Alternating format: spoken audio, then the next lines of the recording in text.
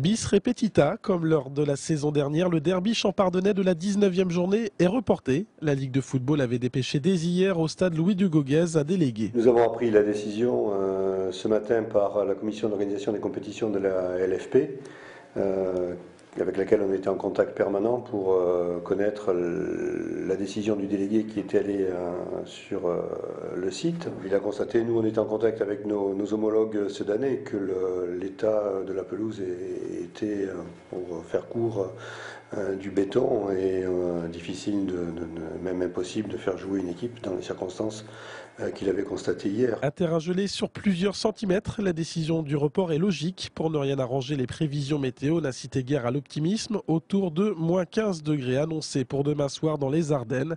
Reporter la rencontre au plus vite était devenu nécessaire. Ça, c'est ce qui nous a préoccupés, de façon à ce que on évite de déplacer toute l'équipe, qu'on aille s'installer et à H-30 minutes, on nous dise finalement le terrain est gelé et vous n'allez pas pouvoir évoluer ce soir. L'expérience de l'année dernière nous a poussé à être peut-être un peu plus au basque de la Ligue et des délégués pour leur demander et leur faire comprendre que c'est quand même important pour nous et pour les joueurs, éviter à ce que 25 personnes se déplacent et puissent continuer à travailler. Contrairement à la saison dernière, les Troyens n'ont pas effectué le déplacement. Le match sera remplacé dans les jambes par 2 séances intensives d'entraînement, demain et samedi.